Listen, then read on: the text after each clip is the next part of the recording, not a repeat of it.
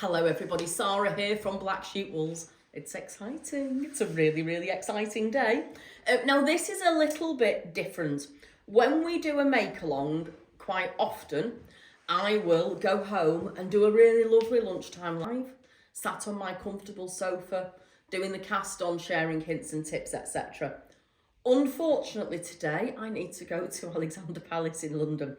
It is the start of the Knit and Stitch show, which is the largest knitting and stitching show in Europe, and it's a big one for Black Sheep Wools. We go every year and it starts on Thursday. So whilst you are watching this video, I'm highly likely to be in a van. I will be knitting, but I will be in a van on my way to London ready to set the show up. So we're doing a pre-record, so it is a little bit different. Also a little bit different because we are going into silly season at Black Sheep Wools. We've got lots of shows, events, retreats, in-store days, etc. I have already started the blanket. I'm trying to keep a week ahead of you all, just so if there's any... So I could write hints and tips and I'm ready to do the cast on, etc. I always like to have a bit of knowledge of the project, etc. And just so we could write blog posts, yarn reviews, all that sort of stuff. So I have already started the blanket. I'll show you that shortly. That's mine. Now, what I'm going to say about this, you don't need to be an expert fair out knitter. I definitely am not. This is pushing me. It's not, you will all see online the type of things that I make. They tend to be relatively simple. So this is simple, but this is a bit of a push for me as well. So all I'm going to say is don't panic. It's fine. It is this blanket, which I just love. And look at how utterly amazing this all is. This is not as difficult as it first appears. Once you've got week one under your belt, you will absolutely fly with this blanket. It's stunning. It's such a lovely make. Now, I'm making mine in the felted tweed kit and I'm knitting it in the round. You can do it in the Serdar Love Full Tweed and you'll go backwards and forwards, and I'll talk to you a little bit about both of those in this initial video. Now, what I want you to have made sure you have done, read the introductory document. This is brilliant. The blanket's been designed by Martin. The pattern has been written by a marvellous lady called Sue Whiting, who a few people have told me is the best pattern writer in the UK. So there you go, Sue. I'm not sure Sue will be watching this, but a few people have said that to me. So I want you to read both of these because it takes, this document talks about before you start. It gives you your list of colours there and the quantities that you need for each shade. A good idea is to do yourself your own little mini shade card. I have got one that I've done at home. I've not brought it with me today. It's basically a bit of a cereal box. And I've just punched holes in, put a strand of the yarn through and written the name on it and the number. Believe me, it makes life so much more simple as you go along. As if you've watched much stuff with me and before, you will know I'm not the most organised person. And that goes for my crafting as well as everything else. And that is the one thing I do because I do find it makes a difference with a project and just saves me rooting for lost ball bands later on and wondering, is that colour and that colour? So I want you to do that. Also, bear in mind, there are two kits available, as I said. There's the felted tweed kit and there is the Serdar Love Full Tweed. We only recommend the felted tweed for knitting in the round and steeking. You need to have a really high wool content. And we're not convinced. There are different ways of steeking, and for the way that we are recommending we steek, which is the crochet steeking, we only recommend this. I know I'm possibly going on about that now because you're probably fed up of every video I've been on that I've said this, but please take our advice and only use the felted tweed one for steeking. This will also talk, the introduction document also talks about your tension, okay? Now you will know that I love a tension square. It is the one thing you can do that will change your knitting. And I have two tension squares with me. I have this is such a mess, look at this. This is my tension square for felted tweed knitting in the round. There is a video on our blog on how to do this from previous make-alongs that we've done. And what you do is you cast on circular needles, you knit a row, leave the tail of your yarn here, slide it back to the front of the cable needle, bring your tail of your yarn round and knit it again. When you're knitting in the round, every row is a knit row. And you need to, your tension square is also every row knitted, because your knit rows can be bigger than your purl rows.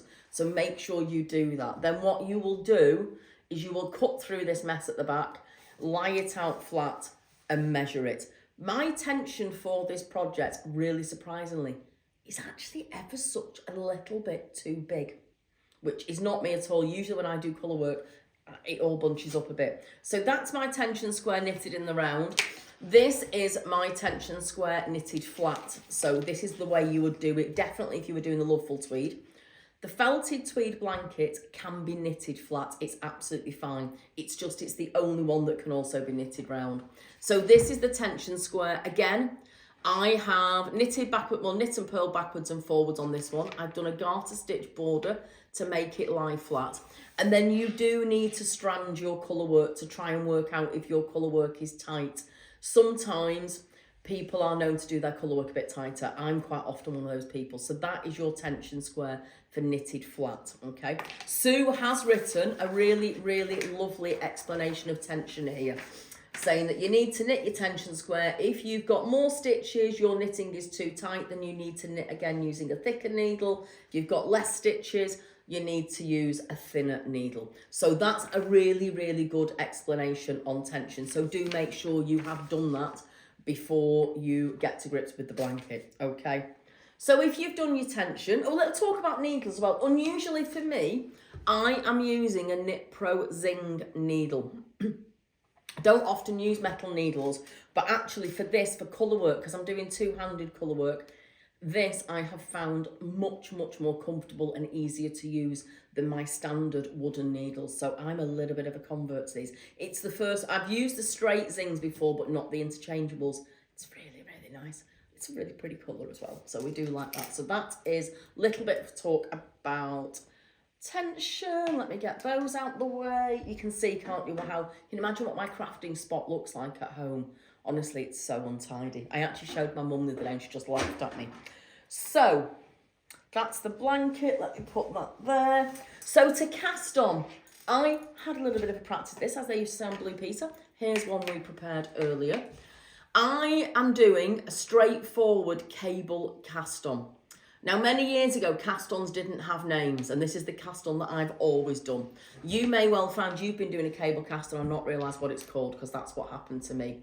So a cable cast-on is where you put the needle in between the two stitches already made, and then use that to create your new stitch. That is a cable cast-on. For me, it gives me quite a nice ridge at the end. Other tip I would do is put a stitch marker every 50 stitches so that you're not always counting from the beginning. So I know that's 50, 100, 150, that's 200, and I think, let me just see how many more I put on. 2, 4, 6, 8, 10. That's 217, okay. So, also remember, right, always follow on the pattern. It gives you the instructions for knitting flat, which are there on week 1, and it gives you the instructions for knitting in the round on the back of it as well. So make sure you've gone through the whole pattern and you follow the bits for whether you are knitting flat or knitting in the round. If you're knitting flat, you cast on fewer stitches. So you cast on 217 stitches, which is what I've got here for knitting flat. I've got notes over here if you see my eyes wandering. And then you're casting on 224 stitches for knitting in the round. That gives you your 7 stitches for your steek allowance. Now what you will want to do is put a stitch marker at the start of your steek. I initially started off using 3 stitch markers. One at the start of my steek, one to signify the start of the round, and then another stitch marker to signify the end of those steek stitches. So I used 3 stitch markers. I've actually now got it down to just 2. This is mine. So I now only have one at the start and the end of the steek. And I know now that my stitch that I'm going to steek is this middle one, so I've not got that marked at the moment. Now, what I would say on this, ignore, okay, I'm using the wrong size needle to show you this cast on for the simple fact that all my 3.75s were used yesterday. So don't tell me I'm not using the wrong size needle, I promise, I just am for this demonstration. So I've used a cable cast on, and then you are going to do your first row, you are going to start to follow the charts. Now, that's what my chart looked like when I'd finished this chart, which everybody was laughing at this morning. It's really important to keep note of where you are on the chart. So I have used pen there to cross those lines off. I've also used this washi tape. However, I did stick my washi tape down a little bit too hard there. It ripped all the pattern off when I tried to move it. So washi tape is great because you can literally stick it down and reuse it. You can also use a magnetic chart keeper, but the most important thing is to have a ruler, and every time you've done a row, just ruler through that row so you don't get back to it. Charts are for colour work. Now, I struggle. If I've got charts for lace or cable, I do struggle a little bit to follow them. Charts for colour work are just glorious. Honestly, they are amazing to use. These two look slightly better than the one I was initially using. So that's what that chart should look like. That's what a working chart looks like. That's the chart that you will be able to print off. They are also on the main body of the pattern, but we have enlarged them because we just thought it would make life a little bit easier, and it definitely does. So keep a note of where you are on your pattern. Also note, initially, you start here. Always start on this side of the pattern.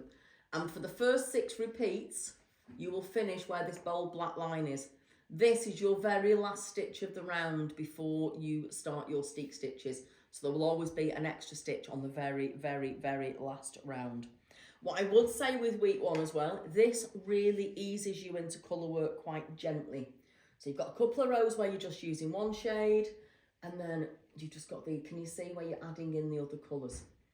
Now, what I have done, and like I said, I don't do a lot of colour work, so don't look at me and think, oh, it's great for her, she knows what to do.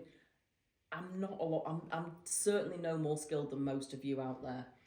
But what this does, it eases you into the colour work really, really nicely. It's only when you get to these bits up here that you're stranding across larger spaces.